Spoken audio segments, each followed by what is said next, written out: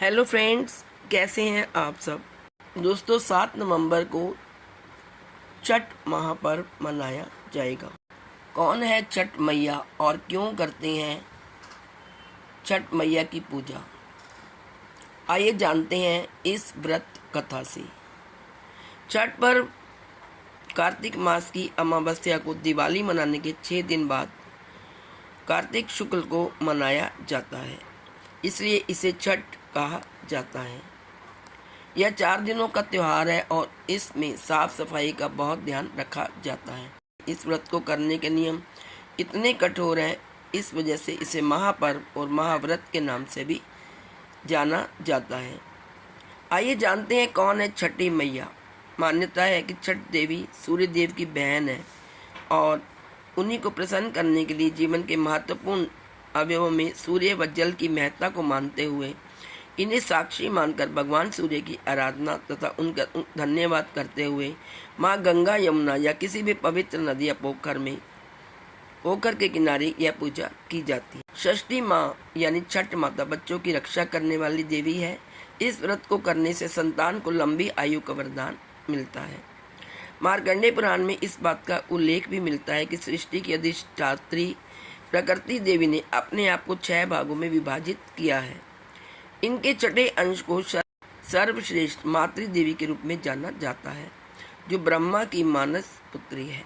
षष्ठी देवी बच्चों की रक्षा करने वाली देवी है। कार्तिक मास के शुक्ल पक्ष की षष्ठी को इन्हीं देवी की पूजा की जाती है। शिशु के जन्म के 6 दिनों बाद भी इन्हीं देवी की पूजा की जाती है। इनकी प्रार्थना से बच्चे को स्वास्थ्य, सफलता और दीर्घायु होने का आशीर्वाद मिलता है। पुराणों में इन्हीं देवी का नाम कात्यायनी बताया गया है, जिनकी नवरात्रि की षष्ठी तिथि को पूजा की जाती है। आइए अब सुनते हैं छठ पूजा की व्रत कथा। कथा के अनुसार प्रियव्रत नाम के एक राजा थे। उनकी पत्नी का नाम मालिनी था। दोनों की कोई संतान नहीं थी। इस बात से राजा और उसकी पत्नी बहुत दुखी रहते थे। उन्होंने एक दिन संतान प्राप्ति की इच्छा से महर्षि कश्यप द्वारा पुत्रेष्टि यज्ञ करवाया। इस यज्ञ के फलस्वरूप रानी गर्भवती हो गई। 9 महीने बाद संतान सुख को प्राप्त करने का समय आया तो रानी को मरा हुआ पुत्र प्राप्त हुआ। इस बात का पता चलने पर राजा को बहुत दुख हुआ। संतान शोक में मैं आत्महत्या करने ही वाला था कि उनके सामने एक सुंदर देवी प्रकट हुई।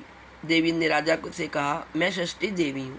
मैं लोगों को पुत्र का सौभाग्य प्रदान करती हूँ। इसके अलावा जो सच्चे भाव से मेरी पूजा करता है, मैं उसके सभी प्रकार के मनोरथ को पूरा करती हूँ।